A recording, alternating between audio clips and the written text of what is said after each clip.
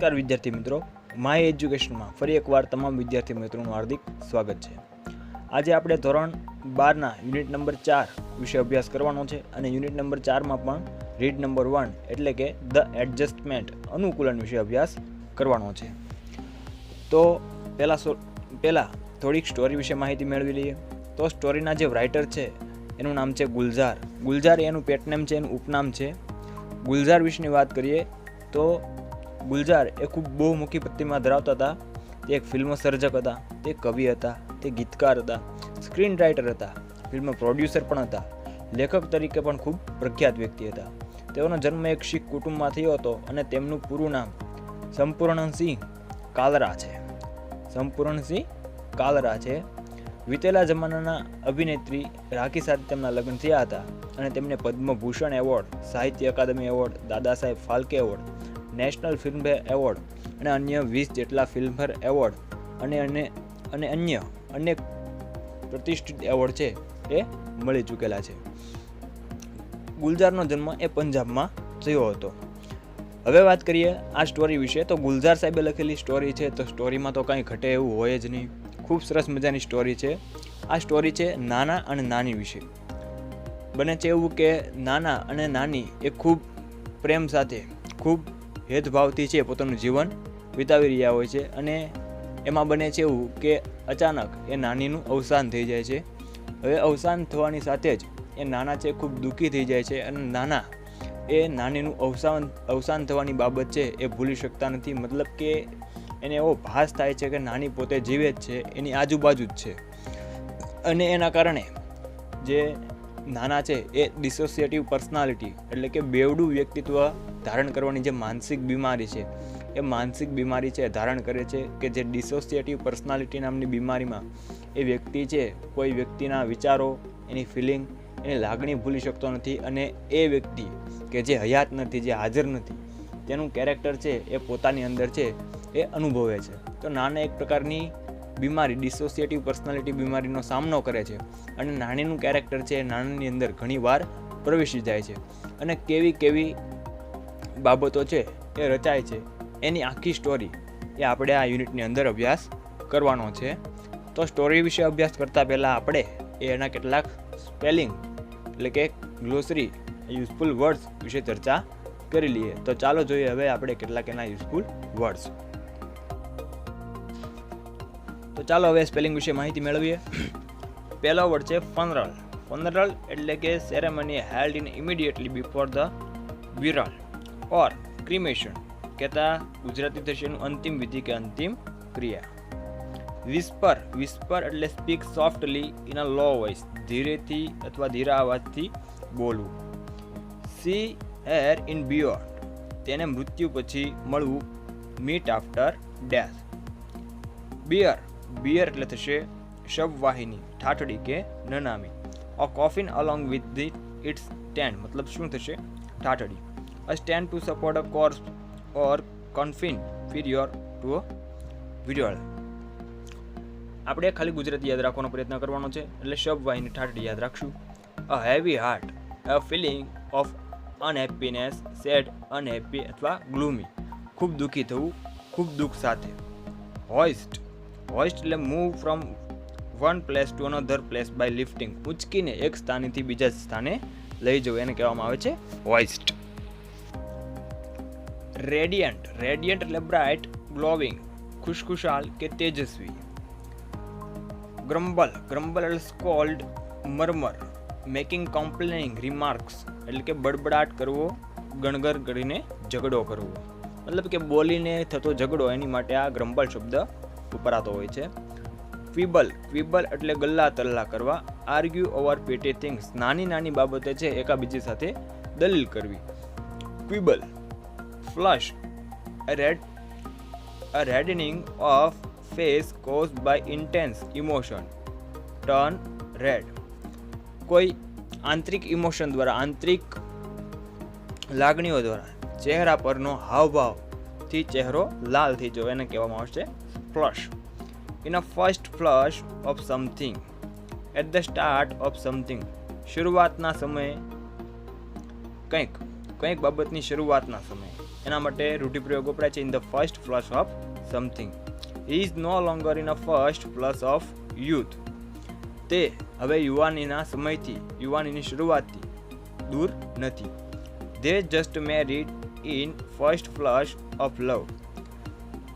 તેઓએ પ્રેમની શરૂઆતથી જ એ લગ્ન કરી લીધા. પેટી, પેટી એટલે નજીવું. પ્રૂફ, નાનું કે ગૌણ. ઇન્ટરવીન, ઇન્ટરવીન કહેતા take a part in something. Get involved, આ શબ્દ યાદ રાખવાનો છે. ગેટ ઇન્વોલ્વડ, દરમિયાનગીરી કરવી, વચ્ચે પડવું. પછી છે ક્વિપ. ક્વિપ એટલે કટાક્ષ કરવો. Make witty remarks, make jokes or quips, કટાક્ષ કરવો. રિપ્રિમાન્ડ, રિપ્રિમાન્ડ એટલે ઠપકો આપવો. રિબ્યુક ફોર્મલી, રિબ્યુકનો મતલબ પણ ઠપકો આપવો. પ્રોવોક, પ્રોવોક એટલે ખીજવવું, છંછેડવું કે ઉશ્કેરવું. Annoy, continually. સ્ટિમ્યુલેટ અથવા કોઝ એંગર, કોઈકને ખીજવવું, કોઈકને ગુસ્સે કરવું કે ઉશ્કેરવું. બિયર ધ બન્ટ મતલબ કે ટોલરેટ, સહન કરવું. બિયર ધ બન્ટ માટે શબ્દ વાપરવાનો છે ટોલરેટ. ગુજરાતી થશે એનું સહન કરવું. પછી છે વૂશ આઉટ. વૂશ આઉટ એટલે મૂવ વિથ સ્લિબન્ટ સાઉન્ડ, ધીમા અવાજે કશું બોલવું અથવા ધીમો અવાજ. Make a soft sound like a wind, પવન જેવો ખૂબ ધીમો અવાજ. આ શબ્દ ખાસ વૃદ્ધાવસ્થામાં જો કોઈના દાંત પડી ગયા હોય અને એ શબ્દ બોલતા હોય તો સુસવાટા સાથે જે શબ્દ બોલાતા હોય છે એની માટે શબ્દ વપરાય છે વૂશ આઉટ. ઇમ્પ્રેઝનેબલ, ઇમ્પ્રેઝનેબલ એટલે ઇઝીલી ઇન્ફ્લુઅન્સ્ડ, સરળતાથી પ્રભાવ પાડી શકાય તેવું.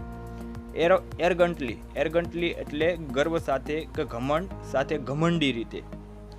પેરેડ, પેરેડ એટલે વોક, માર્ચ, વોક પ્રાઉડલી, ઝડપથી ચાલવું કે કવાયતની જેમ ચાલવું. Scoop to pick up and move. Embrace someone to protect and express warm, કોઈને હૂંફ આપવા માટે ભેટવું એને કહેવામાં આવે છે સ્કૂપ. રેટ, રેટ એટલે ડીકે. ડીકે એટલે શું થાય તો કે નીચું દેખાડવું, નીચું પ્રદર્શિત કરવું. થ્રેશ, થ્રેશ એટલે બીટ હાર્ડ, નાજુક કે ખૂબ દુબળું એવું. બિયરલી, બિયરલી એટલે ભાગ્યે જ, ઓલમોસ્ટ નોટ, હાર્ડલી. હાર્ડલી શબ્દ યાદ રાખવાનો છે. ઓડિયબલી, ઓડિયબલી એટલે સંભળાય એ રીતે. અને બિયરલી ઓડિયબલી બંને ભેગા શબ્દ તો ભાગ્યે જ સાંભળાય તે રીતે. Too soft voice to be heard, ભાગ્યે જ સાંભળી શકાય એવી રીતે, ખૂબ ધીમા અવાજે, એની માટે શબ્દ વપરાય છે બિયરલી ઓડિયબલી. ઇરિટેબલ, ઇરિટેબલ એટલે એનોય, સેન્સિટિવ, તાપસી કે ચીડિયું, તરત ચીડા જતું હોય એવું, એને કહેવાય છે ઇરિટેબલ. વેજર, વેજર શબ્દ યાદ રાખવાનો છે. વેજર કહેતા શરત અથવા બેટ. બિલોંગિંગ્સ, બિલોંગિંગ્સ એટલે અંગત માલમત્તા, સામાન, સરસામાન. પોસેશન્સ અને થિંગ્સ. લિવેબલ તો fit or suitable to live in or with, કોઈ માટે, જીવવા માટે, જીવી શકાય તેવી અનુકૂળ સ્થાન માટે આ લિવેબલ શબ્દ વપરાય છે. કોઈ જગ્યાએ સરળતાથી જીવન ગુજારી શકાય એની માટે લિવેબલ શબ્દ વપરાય છે. કાટ અવે એટલે take away by means of vehicle, take out or remove, ઉચકીને એક જગ્યાએથી બીજી જગ્યાએ લઈ જવું. ડ્રાય, ડ્રાય એટલે શુષ્ક, વૃક્ષ, અક્કડ કે કડક. હોલો એટલે ઇકોઈંગ, રિસાઉન્ડિંગ કે વાઇબ્રન્ટ, પડઘો પડતો હોય એવી વસ્તુ, એની માટે વપરાય છે હોલો. હોલો એટલે પોલું પણ થાય છે. પછી જે કોર્સ એટલે કે હાર્શ, ઉતરતી કક્ષાનું અથવા નીચેની કક્ષાનું. એશિડ, એશિડ એટલે કે રાખ. ઇમર્શન, ઇમર્શન એટલે કે releasing of something into water, અસ્થિ વિસર્જન, કંઈક વસ્તુને પાણીમાં પધરાવવું એને શું કહેવાય? ઇમર્શન કહેવાય. પણ અહીંયા આપણે અસ્થિ વિસર્જન માટે આ શબ્દ વાપરવાનો છે. અર્ન, અર્ન એટલે કે કળશ. ચિતા, ભસ્મ રાખ ભરવાનું પાત્ર, અસ્થિ કુંભ જેને આપણે કહીએ છીએ. એવિડન્ટ, એવિડન્ટ એટલે સ્પષ્ટ, પ્રગટ. અપરેન્ટ અથવા observable, capable of being scene, notice, જોઈ શકાય તેવું, સ્પષ્ટ કે પ્રગટ વસ્તુ હોય તો એની માટે શું શબ્દ વપરાય છે? એવિડન્ટ શબ્દ વપરાતો હોય છે. જો એ હિડ, હીડ એટલે એન એટલે નાઉન છે, હીડ એટલે પરવા કે લક્ષ. પે હીડ ટુ ની તરફ લક્ષ આપવું, ની પરવા કરવી. કેપ ફૂલ એટલે quality of that a cap will hold. એક ઢાંકણામાં કેપ એટલે ઢાંકણું, એક ઢાંકણામાં સમાઈ શકે એટલો જથ્થો, એટલું દ્રવ્ય, એની માટે શબ્દ વપરાય છે કેપ ફૂલ. ડેમ એટલે એક્સ્ટ્રીમલી કોર્સ, બેડ ખૂબ જ ખરાબ હોય તેવું. યુઝડ કર્સિંગ મતલબ કે ખરાબ શબ્દ માટે આ શબ્દ વપરાતો હોય છે, તિરસ્કાર દર્શાવતો શબ્દ છે, અઠીલું કે ખૂબ ખરાબ હોય તેવું. લેટ અપ તો રિડ્યુસ પ્રેશર ઓર ઇન્ટેન્સિટી, પ્રેશર ઘટાડવું, દબાવ ઘટાડવો અથવા ઓછું થવું, એના માટે શબ્દ વપરાય છે let up. Turn or phrase expression શબ્દ પ્રયોગ, a person's particular manner of expression. શબ્દ પ્રયોગ અથવા કોઈ વ્યક્તિ છે એના કોઈ બાબતના એક્સપ્રેશન કે એનો હાવભાવ એ માટે શબ્દ વપરાતો હોય છે turn off phrase. Taken aback એટલે શોક્ડ, સરપ્રાઇઝ ચોંકી જવું, આશ્ચર્યચકિત થઈ જવું. ટુ બી ટેકન અબેક એટલે to be surprise and confuse, આશ્ચર્યચકિત થવું, સ્તબ્ધ થઈ જવું. અપ્રૂવ એટલે માન્ય કરવું કે ગમવું. ગીવ અ સેન્ક્શન ટુ જજ ટુ બી રાઇટ, અપ્રૂવ કરવું કે માન્ય કરવું. નેઝલ એટલે અનુનાસિક, sounding as if the nose. Pitched એટલે કે નાકમાંથી બોલાયેલું, spoken through the nose. Nasal એટલે નાકમાંથી બોલાયેલું, એના માટે શબ્દ વપરાતો હોય છે અનુનાસિક, એની માટે શબ્દ યાદ રાખવાનો પિંચ્ડ. સાયક્રેટ્રિસ્ટ એટલે મનોચિકિત્સક, મનોરોગના નિષ્ણાત.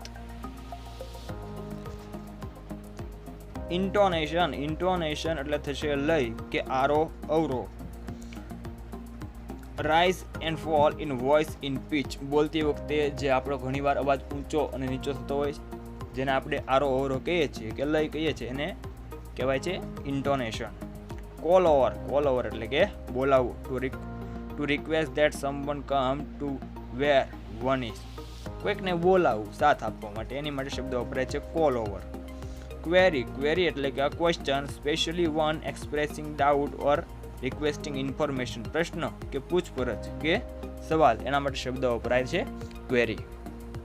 પછી છે બેક એટલે આન્સર બેક માટે વપરાવાનો છે આર્ગ્યુ કે ફિલ્ડ ધ ક્વેશ્ચન, વળતો પ્રશ્ન કરવો. કોઈક તમને પ્રશ્ન પૂછે અને એની પાછો તમે વળતો પ્રશ્ન કરો, એના જ ઉત્તરમાં તમે પ્રશ્ન પૂછો, તો એની માટે આ શબ્દ બેક શબ્દ વપરાતો હોય છે. વેરઅબાઉટ્સ એટલે લોકેશન, પોઝિશન, પ્લેસ કે એને ગુજરાતીમાં કહી શકાય ઠેકાણું, સ્થાન કઈ જગ્યાએ છે એના વિશે. વેરઅબાઉટ્સ તો ઠેકાણું. પરસીવ એટલે become conscious of, become aware અથવા through the senses, aware of through the senses મતલબ કે જાણ હોવી અથવા પહેલેથી જ જાણતું હોવું. ફીડ એટલે ખવડાવવું. ડિસોસિએટિવ પર્સનાલિટી આ mental irregularity in a person's thoughts, memories, feeling, action or sense of identify. મતલબ કે ડિસોસિએટિવ પર્સનાલિટી એક માનસિક એવી બીમારી છે કે જેમાં વ્યક્તિ વિચારથી, એની જૂની યાદોથી, ફિલિંગ્સ અને લાગણીથી અને ક્રિયાથી એ બીજી વ્યક્તિને ઓળખી શકતી હોય છે અને બીજી વ્યક્તિ એમાં પ્રવેશ મેળવી શકતી હોય છે. ગુજરાતી એનું એટલું યાદ રાખવાનું છે કે બેવડું વ્યક્તિત્વ ધરાવતી પર્સનાલિટી અથવા ચરિત્ર, બેવડું વ્યક્તિત્વ ધરાવતું ચરિત્ર. ઓકે, ડિસોસિએટિવ પર્સનાલિટી એટલે બેવડું વ્યક્તિત્વ ધરાવતું ચરિત્ર. ક્વિબ્લિંગ એટલે દ્વિઅર્થી બોલવું, ગલ્લા તલ્લા કરવા. એક શબ્દના બે અર્થ થતા હોય એવા દ્વિઅર્થી શબ્દો બોલવા, એની માટે શબ્દ વપરાય છે ક્વિબ્લિંગ. કોર એટલે આત્માને. ફીબલ એટલે કે નિર્બળ કે વીક, દુબળું. એડામન્ટ એટલે કઠોર દિલનું. ઇનફ્લેક્સિબલ કઠોર દિલનું હોય તેવું, મજબૂત હૃદયનું હોય તેવું. એમિસરી એટલે જાસૂસ. હોલો એટલે થશે દંભ કે અહંકાર. રાસ્પ એટલે કર્કશ અવાજ. મોર્ફિંગ એટલે એક આકારમાંથી બીજામાં પરિવર્તન થવું, એક રૂપાંતરમાંથી બીજા રૂપાંતરમાં પરિવર્તન પામવું, એને શું કહેવાય છે? મોર્ફિંગ કહેવામાં આવે છે. અહીં શબ્દ વપરાણો છે એક કેરેક્ટરમાંથી બીજા કેરેક્ટરમાં પ્રવેશ મેળવવું, એના માટે મોર્ફિંગ શબ્દ વપરાણો છે. એન્ટાયર કહેતા સંપૂર્ણ. કોન્સ્ટિટ્યુશન એના માટે શબ્દ વપરાણો છે પ્રકૃતિ, સ્વભાવ. પછી છે મોર્ફ એટલે પરિવર્તન, બદલાવ. પરસીવ એટલે ખ્યાલ આવવું કે ભાન થવું. ફોર્ટિફાઈડ એટલે મજબૂત બનાવેલું. સ્ટીફ પેક એટલે કડક. અનબર્ડન એટલે બોજારૂપ ન હોય એવું.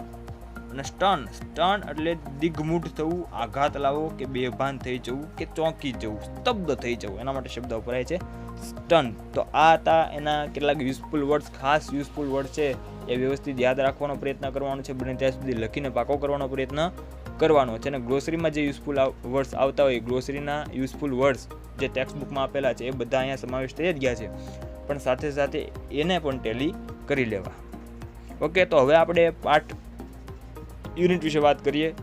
તો ચાલો સમજીએ યુનિટ નંબર 4 નું રીડ 1 ધ એડજસ્ટમેન્ટ, અનુકૂલન. તો ચાલો વિદ્યાર્થી મિત્રો, હવે આપણે ધ એડજસ્ટમેન્ટ એટલે કે અનુકૂલન વિશે અભ્યાસ કરીએ.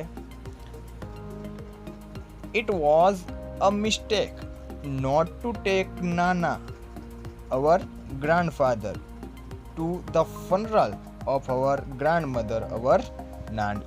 It was a mistake કહેતા ભૂલ. It was a mistake not to take Nana એટલે કોણ? our grandfather, અમારા દાદા. It was a mistake not to take Nana, our grandfather, to the funeral of our grandmother, our Nani. પહેલા જ પાઠની અંદર આખી જે ઘટના છે, પહેલી જ લાઈનની અંદર આખી જે ઘટના છે, આખી ઘટના તમને છે એ સચિત્રણ દર્શાવવામાં આવી છે. શું કહે છે? It was a mistake not to take Nana, our grandfather, to the funeral of our grandmother, our Nani. એ અમારી ભૂલ હતી. કઈ ભૂલ હતી? કે અમારા નાનાને અમારી નાનીના ફનરલ કેટલા અંતિમ સંસ્કારમાં ન લઈ ગયા, તે અમારી ભૂલ હતી. ફરીવાર, it was a mistake not to take nana, our grandfather, to the funeral of our grandmother, our nani. અમારા નાનાને અમારી નાનીના અંતિમ સંસ્કારમાં ન લઈ ગયા, તે એક ભૂલ હતી, તે અમારી ભૂલ હતી. ગો, ટેક હર અવે, whisper into her ears that I too am on the way, not far behind. Tell her I will see her in the beyond. હવે નાના શું બોલે છે જો, તો કે ગો, ટેક કર, હવે જાઓ, એને લઈ જાઓ, એને લઈ જાઓ. And whisper into her ears, અને એના કાનમાં એવું કહેજો કે that I too am on the way, હું પણ એના રસ્તે એની પાછળ જ છું. Not far behind, બહુ વાર લાગશે નહીં. Tell her I will see her in the beyond, અને તેને કહેજો કે હું તેને આ દુનિયામાં ફરી મળીશ. મતલબ કે બિયોન્ડ, આ દુનિયા એટલે કઈ? બિયોન્ડની દુનિયાની વાત છે. મૃત્યુ પછીની જે દુનિયા છે, સ્વર્ગલોક, એની વાત છે. એને કહેજો કે હું તેને સ્વર્ગલોકમાં એટલે કે મૃત્યુ પછી ફરી મળીશ. ફરીવાર કરી દઉં કે go, take her away, whisper into your ears that કે I too am on the way, not far behind, and tell her I will see her in the beyond. જાઓ, આને લઈ જાઓ, અને એના કાનમાં કહેજો કે હું પણ એના રસ્તે એની પાછળ આવી રહ્યો છું, બહુ વાર લાગશે નહીં. ટેલર, તેને કહેજો કે હું એ દુનિયામાં એટલે કે કઈ દુનિયામાં? મૃત્યુ પછીની દુનિયામાં તેને ફરીવાર મળીશ. With heavy hearts we hoisted the Nani's bier over our shoulder. With heavy hearts એટલે ખૂબ ભારે દુઃખ સાથે, ખૂબ જ દુઃખ સાથે અમે નાનીની ઠાઠડીને, બેર કહેતા ઠાઠડી, અમે નાનીની ઠાઠડીને અમારા ખંભા પર ઊંચકી. I turned to look just once and found Nana stepping away from the balcony into room, pulling the door shut after him. શું કહે છે? ને મેં ફક્ત એક વખત પાછું જોયું. Turn to look just once, મેં ફક્ત એક વખત પાછું ફરીને જોયું. એન્ડ ફાઉન્ડ, અને મેં જોયું કે nana stepping away from the balcony into the room, નાના બાલ્કનીમાંથી ડગલું પાછું ભરીને pulling the door shut after him. દરવાજો બંધ કરીને રૂમમાં જતા રહ્યા. બેયર જ્યારે નનામી ઉચકાવી ત્યારે આ છોકરો એ જોવે છે કે નાના છે એ બાલ્કનીમાંથીને દરવાજો બંધ કરીને ક્યાં જતા રહ્યા હતા? પોતાના રૂમમાં જતા રહ્યા હતા.